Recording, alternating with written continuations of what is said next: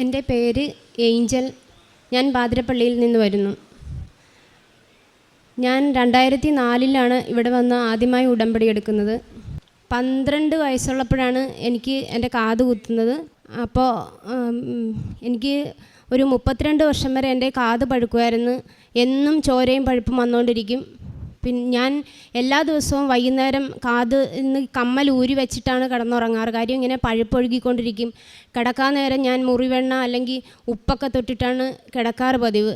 അപ്പം ഞാനിവിടെ 2021 ഏപ്രിൽ മാസം വന്ന് ഉടമ്പടി എടുത്തു, രണ്ടാമത്. ആദ്യത്തേത് അങ്ങനെ അങ്ങ് വിട്ടുപോയായിരുന്നു.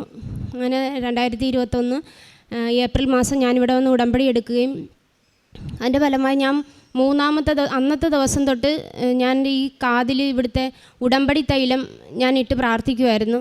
3-ാമത്തെ ദിവസം ഞാൻ കാതിൽ നിന്ന് കമ്മൽ ഊരി വെക്കാൻ മറന്നുപോയി. പിറ്റേ ദിവസം ഞാൻ പോകാനൊരുങ്ങിയപ്പോഴാണ് ഞാൻ ഓർക്കുന്നത്, അയ്യോ കാതിൽ നിന്ന് കമ്മൽ ഊരാൻ മറന്നുപോയല്ലോ. അങ്ങനെ കാതെ പിടിക്കുമ്പം കാത് നല്ല ഉണങ്ങി ഒരു പഴുപ്പോ ചോരയോ വരാതെ ഇരിക്കുന്നുണ്ട്. അന്ന് മുതൽ ഞാൻ കമ്മൽ കാതിൽ നിന്ന് ഊരിയിട്ടില്ല. അത് എൻ്റെ ഒരു വലിയൊരു സാക്ഷിയാണ്. കാര്യം 32 വർഷമായി ഞാൻ കാത് കുത്തിയിട്ട്. ഇത്രയും നാൾ വരെയും ഞാൻ എന്നും കാത് പഴുത്തിങ്ങനെ ചോരയും പഴുപ്പും വന്നുകൊണ്ടിരിക്കുന്ന ഒരവസ്ഥയിലായിരുന്നു. അത് ഉടമ്പടി തൈലം തൊട്ടിട്ടതിൻ്റെ ഭാഗമായിട്ട് എനിക്ക് മാതാവ് എൻ്റെ കാതെ തൊട്ട് സുഖപ്പെടുത്തി എന്നുള്ള വലിയൊരു വിശ്വാസം എനിക്കുണ്ട്. പിന്നെ രണ്ടാമതായിട്ട് എനിക്ക് 2 വർഷത്തോളമായി എൻ്റെ വയറ്റിൽ നിന്ന് ഇങ്ങനെ ലൂസായിട്ടേ പോകുകയുള്ളായിരുന്നു. അപ്പോൾ അത് ഞാൻ ആദ്യം ഞാൻ ഓർക്കും അത് വെറുതെ ഉള്ളതാണ്. അപ്പോൾ ഞങ്ങൾ ഈ ഹെൽത്തിൻ്റെ ക്ലാസ്സൊക്കെ വയ്ക്കുമ്പോൾ അവർ പറയും, കുറേ നാളായിട്ടിങ്ങനെ വയറ്റിൽ നിന്ന് പോയിക്കൊണ്ടിരിക്കുന്നതും എന്തെങ്കിലും പ്രശ്നമൊക്കെ ഉള്ളത് കാണിക്കണം. അപ്പോൾ ക്യാൻസറിൻ്റെ ടെസ്റ്റൊക്കെ വരുമ്പോൾ എനിക്ക് പേടിയാണ് കാണിക്കാൻ. അങ്ങനെ പിന്നെ അത് വയറ്റിൽ നിന്ന് പോകുന്നത് ലൂസായിട്ടെന്ന് പറഞ്ഞാൽ പിന്നെ അതങ്ങനെ ഒരു കറുപ്പ് കളറിലായി. അപ്പോൾ ഞാൻ എൻ്റെ കൂടെയുള്ള ഒരു ഡോക്ടറോട് ചോദിച്ചപ്പോൾ ആ ഡോക്ടർ പറഞ്ഞ്, കുഞ്ഞ് ഇത് ക്യാൻസറിൻ്റെ സിംറ്റമാണ്, ഇത് നീ ഒന്ന് കാണിക്ക്, നമുക്ക് വണ്ടാനത്ത് കൊണ്ടുപോയി എന്തിനും മരുന്നുണ്ടല്ലോ, നീ ഇത് വെച്ചുകൊണ്ട് നടക്കണ്ട. അപ്പോൾ ഞാൻ പറഞ്ഞു ഓക്കേ എന്ന് പറഞ്ഞു. പക്ഷേ എങ്കിലും ഞാൻ പിന്നെയും ടെസ്റ്റിനൊന്നും പോയില്ല. ഇത് വെച്ചുകൊണ്ട് ഞാൻ നടക്കും. എല്ലാ ദിവസവും എനിക്ക് ഭയങ്കര പ്രശ്നങ്ങളാണ് വയറിന്. എന്തും കഴിക്കാൻ പറ്റത്തില്ല, വിശപ്പില്ല. ഒരു ദിവസം പോലും വിശപ്പില്ലാത്തൊരവസ്ഥയാണ്. എല്ലാവരും കഴിക്കുമ്പോൾ അവരുടെ കൂടെ ഇരുന്ന് ഭക്ഷണം ഒരു അല്പം കഴിക്കുമെന്നല്ലാതെ എനിക്ക് വിശപ്പുള്ള ഒരവസ്ഥയില്ലായിരുന്നു. അങ്ങനെ ഞാനിവിടെ ഉടമ്പടി എടുത്ത് ഉടമ്പടിയിൽ ഞാൻ എഴുതിയിട്ട് പ്രാർത്ഥിച്ചായിരുന്നു, എൻ്റെ വയറിൻ്റെ അസുഖം മാറ്റണേ മാതാവേ, ഞാനിവിടെ വന്ന് സാക്ഷ്യം പറഞ്ഞേക്കാവുന്നു. അങ്ങനെ അന്ന് ഞാൻ വീട്ടിൽ പോയി ഉടമ്പടി തൈലം തൊട്ട് വയറിട്ടതൊക്കെ തേച്ച് പ്രാർത്ഥിച്ചു. ഉപ്പൊക്കെ ഉപയോഗിച്ചു. ഉപ്പ് രാത്രി വെള്ളത്തിൽ ചേർത്ത് ഞാൻ കുടിക്കുകയൊക്കെ ചെയ്തു. രാവിലെ എഴുന്നേറ്റ് ബാത്റൂമിൽ പോയപ്പോൾ ആ ഒരു കളറുമില്ല. നമുക്ക് നോർമലായിട്ട് പോകുന്ന ആ ഒരു വെള്ള കളറിൽ തന്നെ എൻ്റെ വയറ്റിൽ നിന്ന് പോവുകയും നോർമലായിട്ട് തന്നെ വയറ്റിൽ നിന്ന് പോയി മാതാവ് എന്നെ തൊട്ട് സുഖപ്പെടുത്തി എന്നുള്ള വലിയൊരു വിശ്വാസം എനിക്കുണ്ട്. ഈശോയ്ക്കും മാതാവിനും കോടാനുകോടി നന്ദി. അതുപോലെ പെസഹ വ്യാഴത്തിൻ്റെ അന്ന് എൻ്റെ അപ്പച്ചന് പെട്ടെന്നൊരു ശ്വാസം മുട്ടലുണ്ടാകുകയും നമ്മൾ ഹോസ്പിറ്റലിലേക്ക് കൊണ്ടുപോകുമ്പോൾ ഒരു മരിച്ചൊരവസ്ഥയിലാണ് കൊണ്ടുപോകുന്നത്. അപ്പം പ്രൊവിഡൻസിൽ ചെന്നപ്പോൾ അവർ പറഞ്ഞ് ഇവിടെ പറ്റത്തില്ല, നിങ്ങൾ വണ്ടാനത്തോ വേറെ ഏതെങ്കിലും ആശുപത്രി കൊണ്ടുപോയിക്കോളാൻ പറഞ്ഞു. അപ്പോൾ ഞങ്ങൾ വണ്ടാനത്ത് കൊണ്ടു ചെന്നപ്പോൾ അവർ പറഞ്ഞു നിങ്ങൾക്ക് വേണമെങ്കിൽ ഇവിടെ അഡ്മിറ്റ് ചെയ്യാം, അല്ലെങ്കിൽ നിങ്ങൾ എവിടെയെങ്കിലും കൊണ്ടുവയ്ക്കോ, ഈ ആൾ മരിച്ചൊരവസ്ഥയിലാണ് കിടക്കുന്നതെന്ന് പറഞ്ഞു. അച്ഛൻ അന്നേരം ഈ നീല കളറിലായിപ്പോയി, തണുത്ത് ഒരു വല്ലാത്തൊരവസ്ഥ. അപ്പം പെട്ടെന്ന് നമ്മൾ പിന്നെ ലേക്ക് ഷോർ ഹോസ്പിറ്റലിലേക്ക് ചെല്ലുമ്പോൾ അവർ പറഞ്ഞു 8 മിനിറ്റായി ഹൃദയമിടിപ്പ് നിന്ന് പോയിട്ട്, ഞങ്ങൾ പരിശ്രമിക്കാം എന്ന് പറഞ്ഞു. അങ്ങനെ അവർ അതിനകത്ത് കയറ്റി 4 ദിവസമായിട്ടും ഒരിതുമില്ല. അപ്പം വെൻറ്റിലേറ്ററിലാണ് അച്ഛൻ അന്നേരം. ഇപ്പം 3-ാമത്തെ ദിവസം വൈകിട്ട് നേഴ്സ് വന്ന് പറഞ്ഞു ആർക്കെങ്കിലും കയറി കാണാം, പക്ഷേ കണ്ണിൻ്റെ തുടിപ്പൊക്കെ പോയി കിടക്കുവാണ്, മരിച്ചൊരവസ്ഥയിലാണ്, ഞങ്ങൾ തിരിച്ചു കിട്ടുമെന്നുള്ളൊരു ഉറപ്പും പറയത്തില്ല, ആ ഒരവസ്ഥയിലാണ് കിടക്കുന്നതെന്ന് പറഞ്ഞു.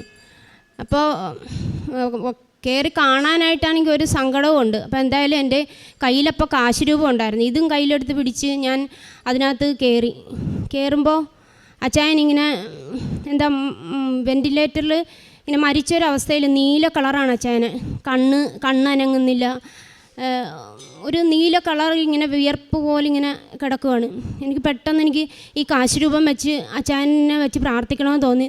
കാശ് രൂപം എടുത്ത് നെറ്റിയിൽ വെച്ച് കണ്ണിലൊക്കെ വെച്ച് 2 കണ്ണിലും മാറി മാറി വെച്ച്. അപ്പോൾ അവിടെ നിന്ന് നേഴ്സ് പറഞ്ഞ് എന്താ കൊച്ചേന്ന് ചോദിച്ചു. അപ്പം ഞാൻ പറഞ്ഞത് ഞാൻ ഈ കാശുരൂപം വെച്ചൊന്ന് പ്രാർത്ഥിച്ചെന്നേ ഉള്ളൂ സിസ്റ്ററേ എന്ന് പറഞ്ഞു.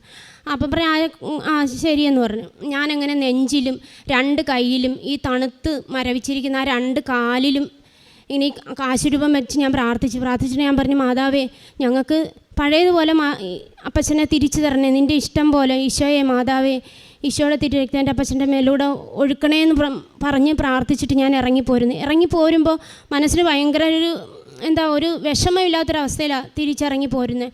എന്നിട്ട് അന്ന് 3-ാമത്തെ ദിവസം വൈകിട്ട് ഞാൻ വീട്ടിലേക്ക് പോന്നു.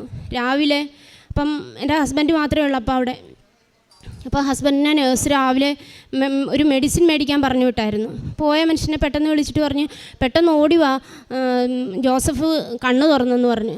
അച്ഛൻ ഓടി ചെല്ലുമ്പോൾ പിന്നെ സിസ്റ്റർ പറയുന്ന ഒരു അത്ഭുതം സംഭവിച്ചു. മരിച്ചുപോയ ജോസഫ് ദേ കണ്ണ് തുറന്ന് മോനെ തിരക്കുന്നെന്ന് പറഞ്ഞു. ആ